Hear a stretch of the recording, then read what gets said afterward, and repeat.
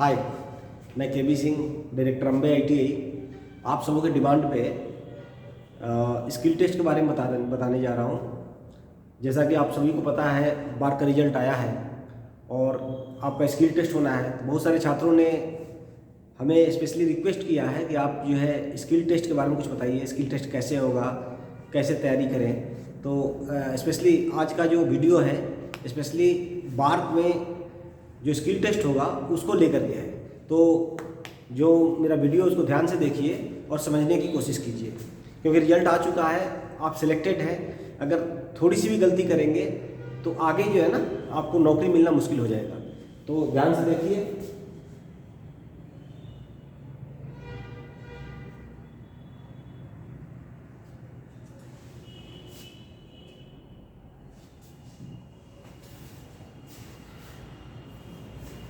तो जैसा कि मैंने बताया, मेरा नाम के बी सिंह है, डायरेक्टर हूँ मैं ITI का, क्वालिफिकेशन MTech है।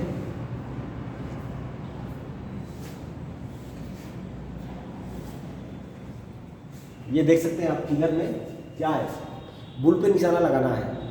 आपने निशाना लगा चुके हैं, आपका निशाना जो है ना बिल्कुल सही जगह पे जा रहा है, तीर निकल चुका है। अब जा करके यहाँ पे लगना है, सटीक यहाँ पे लगना है। तो यहाँ पे लगने के लिए भी क्या करना पड़ेगा, आपको स्किल टेस्ट क्लियर करना पड़ेगा। नहीं तो ये अगर निशाना यहाँ नहीं लगा तो आपका सिलेक्शन नहीं होगा। तो चलिए देखते हैं कि स्किल टेस्ट होता क्या है। बहुत सारे छात्र ये पूछ रहे हैं, जो भी कैंडिडेट्स हैं जो सिलेक्ट हुए, ये पूछ रहे हैं कि आखिर स्किल टेस्ट होता क्या है, बाद में स्किल टेस्ट में क्या पूछा जाएगा। क्योंकि बहुत सारे नए छात्रों का सिलेक्शन हुआ है, जो जिनका सिलेक्शन पहले कभी किसी एग्जाम में नहीं हुआ है, वो स्किल टेस्ट के बारे में बहुत ज़्यादा नहीं जानते हैं। तो चलिए मैं स्किल टेस्ट के बारे में बता रहा हूँ। स्किल टेस्ट कोई नई चीज़ नहीं है। आपने जो ITI में प्रैक्टिकल किया है ना, वही स्किल टेस्ट है। उसी की जांच होगी कि कहीं आपने रट्टा मार करके तो नहीं ITI कर लिया है। आपके पास स्किल्स है कि नहीं, क्योंकि आज की जो ज़रूरत है, डिमांड है, उसमें केवल नॉलेज की डिमांड नहीं है। इक्वल वेटेज जो है नॉलेज को दिया जा रहा है, और जो भी नॉलेज है उसके सहारे जो काम करना है उसको आप परफॉर्म कर पा रहे हैं कि नहीं कर पा रहे हैं। क्योंकि आपको क्वालिफाइड लोगों के साथ रहना है, साइंटिस्ट के साथ रहना है, और आपको रिसर्च में ना उनको हेल्प करना है। जब वो रिसर्च करेंगे तो आप जो है ना उनको हेल्प करेंगे। तो वैसे कंडीशंस में ज़रूरी है कि आपके पास स्किल्स हो और आपको काम करने आए। चलिए लिखा हुआ है ITI में जो प्रैक्टिकल होता है उसी का टेस्ट बार के स्किल टेस्ट सेंटर में देना है। जो भी आपने अभी तक ITI प्रैक्टिकल में सीखा है उसे करके दिखाना है। जी हाँ, उसको करके दिखाना है। तो अगर आपने ITI किया है, प्रैक्टिकल सेशंस को मिस किया है, या प्रैक्टिकल पर ध्यान नहीं दिया है, केवल थ्योरी पढ़ते रहे तो एग्ज़ाम तो क्लियर कर गए हैं, लेकिन अब बारी है कि आप जो उन प्रैक्टिकल्स को करके दिखाएं। तो अगर आपने पहले से नहीं किया है, या आप 2-3 साल पहले ITI पास किए हैं, हो सकता है आप उन प्रैक्टिकल को भूल चुके होंगे। तो अब ज़रूरत है कि उनको जो है ना रिकलेक्ट करने का, रिकलेक्ट कर करके उसको वो जो प्रैक्टिकल्स है उसको परफॉर्म करने का। तो नेक्स्ट क्वेश्चंस जो पूछा जा रहा है वो है कि स्पेशली मैं इलेक्ट्रीशियन स्किल टेस्ट के बारे में बता रहा हूँ कि इसके बाद जो नेक्स्ट वीडियो आएगा उसमें फिटर स्किल टेस्ट के बारे में बताऊँगा। तो इलेक्ट्रीशियन स्किल टेस्ट में क्या पूछा जाता है, ये क्वेश्चन बोले क्या क्या पूछा जाता है। तो चलिए मैं ब्रेकअप करके बता रहा हूँ कि स्किल टेस्ट में क्या पूछा जाएगा, आपके किस स्किल का टेस्ट होगा। ठीक है, तो सबसे पहले identification, usages and maintenance of tools, equipments and measuring instruments. तो जो भी इलेक्ट्रीशियन टूल्स है, इक्विपमेंट्स है और मेजरिंग इंस्ट्रूमेंट्स है। तो जैसा कि आप अगर ITI में पहले पढ़े होंगे तो जो हैंड टूल्स होता है इलेक्ट्रीशियन का, उसको मेनली 2 पार्ट में बांटा गया है। एक हैंड टूल्स होता है, दूसरा पावर टूल्स होता है। तो उसका स्पेसिफिक वीडियो जो है ना मैं अलग से डाल रहा हूँ, इसलिए चैनल को सब्सक्राइब करना जरूरी है। जैसे ही आप चैनल को सब्सक्राइब करेंगे, एक 3 से 4 दिन के अंदर में बहुत सारी यूजफुल वीडियो मिलेगी, जो कि आपको बार के स्किल टेस्ट को क्वालिफाई करने में सहायक सिद्ध होगा। तो इसमें सबसे पहले आपको टूल्स, जो इलेक्ट्रीशियन टूल्स है उसको यूज करने आना चाहिए।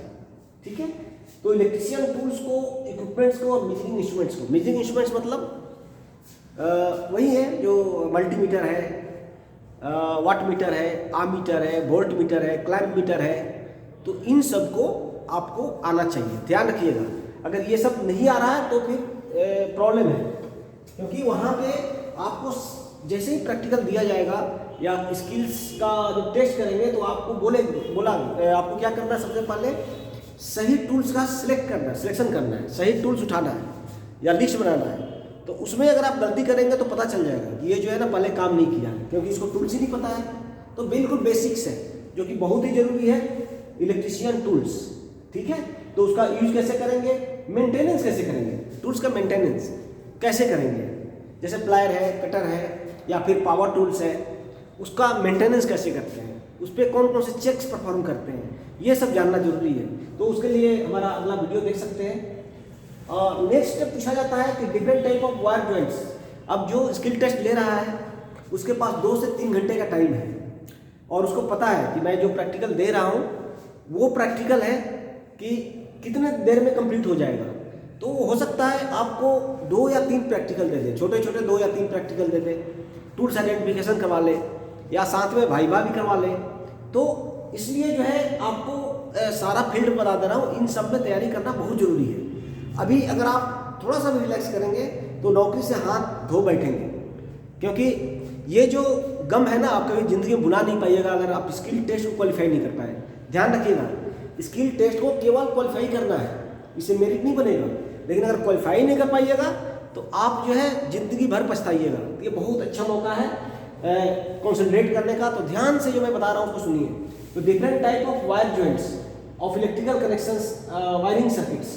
तो Britannia, straight, T joint, western union joint, तो ये जो है आईटीआई में शुरू में स्टार्टिंग में जब आप क्लास शुरू करते हैं फर्स्ट सेमेस्टर में, फर्स्ट ईयर में बिल्कुल बिगिनिंग में करवाया जाता है। तो मुझे लग रहा है कि ये सब लोगों ने किया होगा। अगर नहीं भी किए हैं तो इसको कर लीजिए, क्योंकि प्रैक्टिस बहुत जरूरी होता है। अगर प्रैक्टिस नहीं कीजिएगा तो पता चलेगा कि जो वायर को ट्विस्ट कर रहे हैं ना प्रॉपर तरीके से ट्विस्ट नहीं हो रहा है या फिर इधर उधर हो जा रहा है, ठीक है। तो इसलिए आपको याद ही नहीं है ब्रिटानिया जॉइंट्स कौन सा है, मैरिट जॉइंट्स कौन सा है, टी जॉइंट्स कौन सा है, और इसका ना एप्लीकेशन भी याद रखना है कि कौन सा जॉइंट्स किस पर्पस के लिए यूज होता है, कब हम लोग जॉइंट्स को यूज करते हैं, किस लिए यूज करते हैं। तो ये इससे हो सकता है प्रैक्टिकल एक आपको पूछ सकता है। तीसरा है electrical connection of different type of wiring circuits. ये बड़ा इंपॉर्टेंट है, जनरली काफ़ी पॉपुलर है।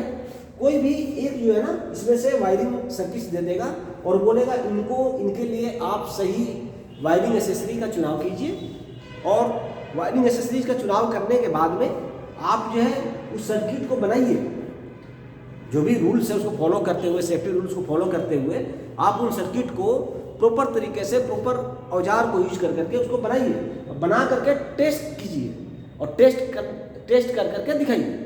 तो ये बहुत सारे A1 2 3 4 5 6 7 8 9 सर्किट्स अब लगभग लिखे हुए हैं। तो लगभग इसी में से आता है, इसे बाहर से भी पूछ सकता है। अगर डायग्राम दे रहा है आपको कोई भी सर्किट बनाने के लिए बोल रहा है तो आप डायग्राम देख करके बना सकते हैं। लेकिन ये काफ़ी पॉपुलर है सीरीज टेस्टिंग बोर्ड, जो कंटिन्यूटी टेस्ट करने के लिए बनता है। Normal light control board, switch वगैरह लगा करके नॉर्मल बोर्ड बनाते हैं ना पैरेलल घरों में, पैरेलल वायरिंग के लिए। Series and parallel wiring and control with single double switch as per the diagram. कुछ डायग्राम दे देगा, बोलेगा कि 2 बल्ब को सीरीज में लगाइए, 2 बल्ब को पैरेलल में लगाइए, अलग अलग स्विच से कंट्रोल कीजिए या एक ही स्विच से कंट्रोल कीजिए, जो भी रिक्वायरमेंट्स होगी उस तरह से आपको करना होगा। तीसरा स्टेयरकेस वायरिंग। स्टेयरकेस वायरिंग जिन्ने की वायरिंग जो बोलते हैं वो काफ़ी कॉमन है, बहुत बार ये स्किल टेस्ट में पूछा गया है। तो एक फ्लोर के लिए पूछता है, 2 फ्लोर के लिए पूछता है। तो 2 फ्लोर में क्या एक्स्ट्रा हो जाता है, आपको इंटरमीडिएट स्विच लगाना पड़ता है, तो वो अलग से वीडियो हम लोग डालेंगे तो आप देख लीजिएगा। नेक्स्ट है गोडाउन वायरिंग। गोडाउन का वायरिंग अलग तरह का होता है, उसमें है कि जैसे जैसे आप गोडाउन के अंदर जाइएगा केवल एट ए टाइम एक ही बल्ब जलेगा। पर्पस है कि शॉर्ट सर्किट नहीं हो, ज़्यादा बल्ब जलाने से शॉर्ट सर्किट होने का चांस है, हीटिंग ज़्यादा होगी, ठीक है, पावर कंजम्पशन ज़्यादा होगा। तो इसलिए जो है इन सब चीज़ों को रोकने के लिए एक बार में एक ही बल्ब जलाया जाता है। हॉस्टल वायरिंग, हॉस्टल में अगर वार्डन चाहे कि लाइट ऑन रहे तो लाइट हमेशा ऑन रहेगा, चाहे अपने रूम से बच्चा ऑफ भी करेगा तब भी लाइट ऑफ नहीं होगा, और वार्डन ऑफ कर देगा तो अपने रूम से अगर बच्चा चाहेगा कि मैं ऑफ कर दूं या ऑन कर दूं तो उसके ऊपर कंट्रोल ही नहीं होगा। ठीक है, जो वार्डन चाहेगा उस तरह से कर सकता है। तो हॉस्टल वायरिंग होता है, होटल वायरिंग होता है, आप देखे ही होंगे, आप बेल बजाते हैं तो काउंटर पे जा करके बेल बजता है और वहाँ पे लाइट जलता है। टनल वायरिंग, टनल में 2 लाइट्स एक साथ जलते हैं, जैसे जैसे आगे बढ़ेंगे तो एक बुझ जाएगा, अगला एक जल जाएगा, तो 2 लाइट्स एक साथ लगभग जलता है। और कनेक्शंस ऑफ डिस्ट्रीब्यूशन बोर्ड, ये काफ़ी इंपॉर्टेंट है। डिस्ट्रीब्यूशन बोर्ड का मतलब मेन स्विच बोर्ड होता है ना, मेन स्विच बोर्ड, तो आप देखते होंगे उसको कैसे बनाना है, उसका कैसे कनेक्शन देना है, ठीक है। तो ये एक बड़ा इंपॉर्टेंट पार्ट है, इसमें कि आपको टाइम देना है, और अगर आप जो है ये कर लेते हैं तो आपको काफ़ी कॉन्फिडेंस आएगा। ये देख सकते हैं हमारे यहाँ ये जो ट्रेनिंग किए हुए स्किल्स वाले बच्चे ट्रेनिंग किए हैं, तो वो ऑलरेडी बना रहे हैं, ऑलरेडी टेस्ट कर रहे हैं। तो इस तरह से आपको बनाना है प्रॉपर, जो है ना, ये देख सकते हैं कंड्यूटिंग कर करके वहाँ पे बनाना पड़ेगा अगर कंड्यूट्स दे रहे हैं तो, और प्रॉपर टूल्स का यूज कर करके उसकी टेस्टिंग करना है। नेक्स्ट है कि और क्या पूछ सकता है, मोटर से सब क्या पूछेगा, तो एसी और डीसी मोटर भी काफ़ी इंपॉर्टेंट होता है, इधर से भी काफ़ी क्वेश्चंस आते हैं, ठीक है। कभी कभी स्किल टेस्ट में काफ़ी मतलब हो सकता है कि इसकी भी प्रोबेबिलिटी काफ़ी है कि आपको मोटर से कोई प्रैक्टिकल दे दे, जैसे बोलेगा कि कौन सा मोटर है, टर्मिनल देख करके पहचानो, या मल्टीमीटर यूज करके पहचानो, ठीक है, या फिर रोटेशन चेंज करने के लिए बोल देगा डीसी मोटर्स का। सिमिलरली एसी मोटर्स के लिए बोल देगा कौन सा एसी मोटर है पहचानो, ठीक है। और कनेक्शंस स्टार्टर्स के साथ कनेक्शन इसका दो, या फिर रोटेशन चेंज करो। तो यहाँ पे जनरली जो देखा गया पॉपुलर जो प्रैक्टिकल्स ये होता है कि आपको स्टार्टर दे देता है और बोलता है इस मोटर को कनेक्ट कर करके दिखाओ, रिकॉग्नाइज करो कि कौन सा मोटर है, उसके बाद में सूटेबल स्टार्टर लो और स्टार्टर से कनेक्ट करके दिखाओ। और नहीं तो कभी कभी एसी 3 फेज जो मोटर्स होता है, 5 किलोवाट से ऊपर का जो मोटर्स है, उसमें दे देता है कि आप जो है स्टार डेल्टा जो स्टार्टर है उसका कनेक्शन करके दिखाओ। हालांकि बनाने के लिए नहीं ये करता है, बताता है, लेकिन हमारे पास जो स्किल टेस्ट के लिए कैंडिडेट्स आते हैं, जो भी हम लोग स्किल टेस्ट करवाते हैं, उसमें हम लोग स्टार्टर बनाना भी बता देते हैं, दोनों बता देते हैं, ड्यूअल बताते हैं, फॉरवर्ड रिवर्स बताते हैं, और स्टार डेल्टा ऑटोमेटिक स्टार्टर भी बताते हैं। नेक्स्ट और क्या पूछ सकता है सर, बच्चे पूछ रहे हैं, तो transformer test and diode transformers test, transformer में जो टेस्ट करते हैं, open circuit and close circuit जो टेस्ट होता है, वो टेस्ट परफॉर्म करने के लिए बोल सकता है। या फिर आपको रेक्टिफायर्स कभी कभी ये कम देता है लेकिन दे सकता है, तो इसको छोड़ना नहीं है। रेक्टिफायर्स भी बनाने के लिए बोल सकता है, half wave rectifiers and full wave rectifiers आपको बनाने के लिए बोल सकता है, ठीक है। तो ये भी जो एक्सपेरिमेंट है काफ़ी इंपॉर्टेंट है। तो नेक्स्ट क्वेश्चंस, कुछ छात्र ये पूछ रहे हैं कि क्या सर लिखना जरूरी है क्या, प्रैक्टिकल अगर परफॉर्म कर दिए तो क्या हम क्लियर नहीं हो जाएगा मेरा स्किल टेस्ट, या लिखना भी पड़ेगा। तो जी हाँ, कॉपी लिखना, इसके बाद प्रैक्टिकल को लिखना बहुत ही जरूरी है। अगर आप नहीं लिखेंगे तो मार्क्स लूज करेंगे। हर एक स्टेप्स के लिए मार्क्स है, ध्यान रखिएगा, हर एक चीज़ के लिए मार्क्स दिया गया है। तो आपको प्रैक्टिकल को करने के बाद लिखना भी पड़ेगा। जैसे ऑलरेडी आपने ITI का फाइल बनाया है, तो उस फाइल में ऑलरेडी कैसे प्रैक्टिकल लिखते हैं आपको बताया गया है। अगर नहीं बताया गया तो इसकी प्रैक्टिस जरूर कर लीजिए, क्योंकि आपको इस तरह से लिखना होगा कि उद्देश्य क्या है, एम से ऑब्जेक्टिव बोलते हैं ना उद्देश्य को, परिचय उसका, आवश्यक सामग्री औजार, कार्य प्रणाली, चित्र बनाना है तो बनाइए, सुरक्षा सावधानियाँ लिखिए, एंड लास्ट में रिजल्ट क्या रहा ये भी बताना पड़ेगा। तो प्रैक्टिकल के बाद लिखना पड़ेगा। नेक्स्ट है कि स्किल टेस्ट के दौरान किन किन गलतियों से बचना चाहिए। हाँ, ये बहुत इंपॉर्टेंट टॉपिक है। स्किल टेस्ट के दौरान कुछ आप छोटी छोटी गलतियाँ करते हैं जिसके चलते आपका सिलेक्शन नहीं हो पाता है, और कहीं ना कहीं आप ये कम्युनिकेट कर देते हैं कि आपको कुछ नहीं आता है। आता सब कुछ है, लेकिन छोटी सी गलती आप कर रहे हैं तो आपका जो स्किल टेस्ट ले रहा है वो सोचेगा कि आपको कुछ आता ही नहीं है। तो इन सब गलतियों से, छोटी छोटी गलतियों से बचना चाहिए। स्पेशली मैं इलेक्ट्रीशियन स्किल टेस्ट के बारे में बता रहा हूँ, अभी एक्सप्लेन कर रहा हूँ। इसके बाद जो है नेक्स्ट वीडियो में फिटर स्किल टेस्ट के बारे में बताऊँगा। तो electrician as well as fitter दोनों लोग जो है, दोनों ट्रेड के जो भी छात्र हैं जिनका सिलेक्शन हुआ है बार में सिलेक्शन हुआ है, वो काइंडली इस चैनल को सब्सक्राइब करें, सो दैट जो लेटेस्ट वीडियो है आपको मिलते रहेगा। वो भी फ्री ऑफ कॉस्ट है, अभी कोई चार्ज हम लोग नहीं ले रहे हैं। तो स्किल टेस्ट के दौरान किन किन गलतियों से बचना चाहिए, तो देखिए, काम खत्म होने के बाद हाउस कीपिंग जरूर करना है, ठीक है। ये जो है बहुत इंपॉर्टेंट है कि काम जब खत्म हो रहा है तो आपको हाउस कीपिंग करना है। हाउस कीपिंग क्या होता है? हाउस कीपिंग होता है कि कलर दूसरा ले रहे हैं, थोड़ा दिखाई देगा।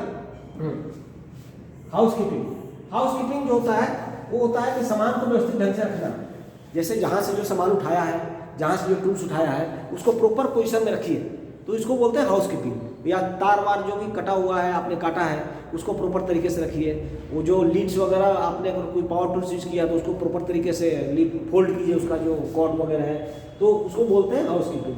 प्रैक्टिकल साफ एवं अच्छे अच्छे अक्षरों में लिखें। और राइटिंग बोलना, प्रैक्टिकल लिखना है, लिखिएगा तो बहुत बढ़िया से साफ साफ अक्षरों में लिखना है। अगर आप साफ साफ अक्षरों में नहीं लिखेंगे तो उसको समझ में नहीं आएगा, नहीं समझ में आएगा तो फिर आपको मार्क्स कम देगा। तो जरूरी है कि आप ये सब जो है ना सॉफ्ट मार्क्स है, सॉफ्ट मार्क्स समझते हैं ना, एक हार्ड मार्क्स है जो कि आपको कर करके दिखाना है और उसके बाद मार्क्स ले रहे हैं। अब ये सब जो है ना सॉफ्ट मार्क्स है, आसानी से आपको मार्क्स मिल जाएगा बिना ज़्यादा प्रॉब्लम्स का। तो लिखना अगर आ रहा है तो भी मार्क्स मिल जाएगा। किसी भी मटेरियल को बर्बाद नहीं करें। इसका मतलब जो वायर्स वगैरह जो आप कट कर रहे हैं कनेक्शंस के लिए, ये नहीं कि इतनी वायर्स की ज़रूरत है 6 इंच की और आप जो है 1 फीट ले रहे हैं, 2 फीट ले रहे हैं, थोड़ा ज़्यादा ले सकते हैं, टॉलरेंस होता है, लेकिन बाद में उसकी ड्रेसिंग भी करना चाहिए। ड्रेसिंग वर्ड का मतलब अगर आपको नहीं पता होगा तो मैं बता दूंगा। ड्रेसिंग का मतलब होता है जो एक्स्ट्रा तार जो होता है उसको काट करके निकालना, या फिर उसको इस तरह से हम बांधते हैं कि वो पता नहीं चले, इधर उधर नहीं जाए। तो प्रॉपर तरीके से इस तरह से सजा देते हैं कि अच्छा लगे, देखने में अच्छा लगे, उसी को ड्रेसिंग बोलते हैं। जहाँ कोई वहाँ पे क्या बोलते हैं घाव वगैरह नहीं हुआ तो उसकी ड्रेसिंग करना है। तार जो बंच ऑफ वायर्स है, ज़्यादा सारा वायर्स है, उसको सही ढंग से सजा देना, सही ढंग से लपेटना, उसको बोलते हैं ड्रेसिंग। मल्टीमीटर और क्लैंप मीटर का उपयोग करने के बाद उसे ऑफ करें। ये ध्यान रखिए, जब भी आप मल्टीमीटर, क्लैंप मीटर या कोई दूसरा मीटर यूज कर रहे हैं तो आपको उसको ऑफ कर देना है, स्विच ऑफ कीजिए। जब आपका काम खत्म हो जाए या फिर यूज करने के बाद तुरंत यूज कीजिए, उसके बाद ऑफ कर दीजिए। फिर जब जरूरत हो और नॉब को आराम से घुमाइए, बहुत तेज में नहीं घुमाना है, कर करके नहीं घुमाना है, नहीं तो वो समझ जाएगा कि आप पहली बार यूज कर रहे हैं, आपने पहले कभी यूज नहीं किया है। Watt meter, power factor meter के करंट कॉइल और पोटेंशियल कॉइल को पैरेलल में जोड़ें। तो यहाँ पे गलती करते हैं कभी, आपको अगर वाट मीटर कनेक्ट करना है तो उसमें पता है पीछे अगर देखिएगा तो 4 टर्मिनल्स होते हैं, 2 सीरीज में जोड़ना है, 2 पैरेलल में जोड़ना है। तो वहाँ पे आप गलती कर बैठते हैं, पैरेलल वाले को सीरीज में, सीरीज वाले को पैरेलल में जोड़ते हैं, और जैसे ही सप्लाई ऑन कीजिएगा वो उसमें से धुआं निकलना शुरू हो जाएगा, जल सकता है। तो इसलिए ध्यान से आपको पहचान में आना चाहिए कि कौन सा करंट कॉइल है, कौन से टर्मिनल्स को सीरीज में डालना है और कौन से टर्मिनल्स को पैरेलल में डालना है। नेक्स्ट है do not touch the lead of megger in on position. तो जब मेगर को आप घुमा रहे हैं या स्विच ऑन किए हैं उस समय जो है ना उसके लीड को हाथ से नहीं टच करना है, नहीं तो शॉक मारेगा, शॉक मारेगा। इसका मतलब आप सेफ्टी का ध्यान नहीं रख पा रहे हैं तो इसमें आपके मार्क्स कट सकते हैं। तो ये जो चीज़ें हैं ना इसको ध्यान रखना है। ये क्या है, ये स्किल टेस्ट के दौरान ये इन गलतियों को नहीं करना है। अगर करेंगे तो फिर क्या होगा, फिर पछताने के सिवा कुछ नहीं बचेगा आपके पास।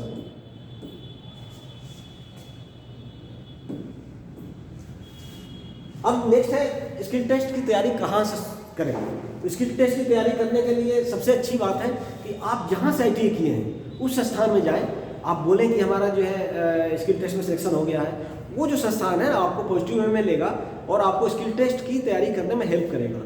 अगर आपका संस्थान आपको सहायता नहीं कर रहा है, हेल्प नहीं कर रहा है, तो आप जो है हम लोगों के संस्थान में अम्बे ITI आरा जो है इसके बारे में बताऊंगा कहाँ पे है, क्या है। ये अम्बे ITI आरा बिहार, आप संपर्क कर सकते हैं। ये हमारा संपर्क नंबर है 7042550448 8368917149 8873402200। तो ये जो है ना ये नंबर्स हैं, ठीक है। और इन नंबर पे आप कॉल कर करके अपने स्किल टेस्ट की जानकारी ले सकते हैं। अगर हम लोग बैच चला रहे हैं, नया बैच ऑलरेडी चल रहा है, ओवर क्राउडेड है, जगह नहीं है, फिर भी अगर कहीं जगह मिल रही है या नया बैच हम स्टार्ट कर रहे हैं आपके स्किल टेस्ट होने से पहले, तो हम लोग आपको बता देंगे। आपका हम लोग कॉन्टैक्ट इन्फॉर्मेशन लिख करके रखेंगे, नोट करके रखेंगे, और आपको हम बता देंगे कि कब से हम लोग स्टार्ट कर रहे हैं।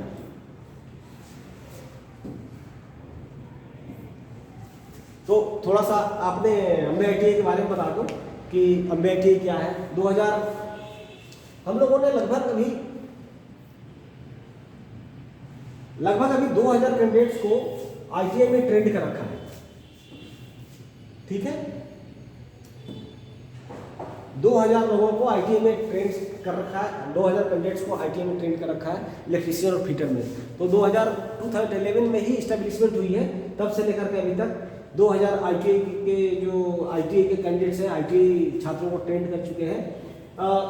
300 कैंडिडेट्स जो है ना, हम लोग स्पेसिफिकली स्किल के ट्रेन किए।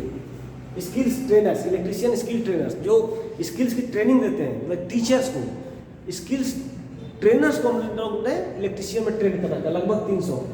तो ये जो है CSDCI जो होता है उसका सेंटर है, अप्रूव सेंटर है हमारे पास। CSDCI मतलब construction skill development council of India, जो कि NSDC के अंडर में है, उनका अप्रूव सेंटर है। तो लगभग 300 कैंडिडेट को 2017 से 2017 से ही हमारे पास स्किल चल रहा है, स्किल्स की ट्रेनिंग चल रहा है। स्पेसिफिक नॉट ITI की बात नहीं कर रहा हूँ, ITI तो चल ही रहा, इसके अलावा जो है अलग से हमारे पास स्पेस है, अलग से जगह है जहाँ की हम लोग दूसरे जो स्किल्स के कोर्स है वो करवाते हैं। तो टीचर्स को ट्रेन करती हैं, ये TOT बोलते हैं इसको, TOT। आगे हम बता रहे हैं first centre in north India to run training of trainers programme. ये जो है ना रियल में ऑनर्स की बात है कि हमारा जो सेंटर है नॉर्थ में, उत्तर भारत में पहला ट्रेनिंग ऑफ ट्रेनर्स सेंटर था, ठीक है, जहाँ की कंस्ट्रक्शन इलेक्ट्रीशियन की ट्रेनिंग दी जाती है। तो हमारे सेंटर में बहुत ही ज़बरदस्त तरह का ये है, इंफ्रास्ट्रक्चर है, सारे टूल्स एंड इक्विपमेंट्स हैं। अभी स्किल टेस्ट 2 बैच का हम लोग, ये जो बात 2023 है उसमें स्किल टेस्ट 2 बैच का हम लोग कर चुके हैं ऑलरेडी। 2 बैच हमारा निकल चुका है, तीसरा बैच प्रोग्रेस में है। और ये जो बैचेज है जो EGWay है ना आपका, EGWay ग्लोबल इंस्टीट्यूट, उन लोगों का सेंटर से, तो ये लोग जो है ना हमारे पास ही बैच भेजते हैं, तो हम लोग ही अपने सेंटर पर करवाते हैं, ठीक है। और अभी भी प्रोग्रेस में है, 2 जनवरी से एक बैच फीडर इलेक्ट्रीशियन का एक बैच जो है ना हम चल रहा है, वो भी ग्लोबल EGWay ग्लोबल के साथ में हमारा कोऑर्डिनेशन है, तो उनके कोऑर्डिनेशन से चल रहा है, ठीक है। अब है कि और किन किन विशेष चीज़ों का ध्यान रखना पड़ेगा। तो नेचुरली कुंभकर्ण की नींद से जगना है आपको, कुंभकर्ण की नींद से आपको जगना है, ठीक है। मिशन मोड में आइए, आप डेली का मिशन एक रखिए, टारगेट रखिए, उस टारगेट के हिसाब से जो है ना आप अपना काम कीजिए। ये बड़ा इंपॉर्टेंट है, सोशल मीडिया से दूर रहिए, ठीक है। आपको क्या करना है, अभी सोशल मीडिया से दूर रहना है। ये सोशल मीडिया है उसे बिल्कुल दूर रहिए, जब तक आपका सिलेक्शन नहीं हो जा रहा है, स्किल टेस्ट नहीं हो जा रहा है, उतने दिन तक नो व्हाट्सअप, नो चैटिंग, फालतू नहीं, अपना ठीक है जो काम की चीज़ें हैं उनको पढ़िए, ठीक है। आत्मविश्वास को ऊपर उठाए रखिए, वो ये बस सोचिए मेरा तो नहीं होगा, मेरा क्या होगा, मैंने कुछ नहीं किया है, ऐसा नहीं है। आप कोशिश कीजिए, क्योंकि कोशिश करने वालों की कभी हार नहीं होती और बिना पतवार के नौका पार नहीं होती, ठीक है।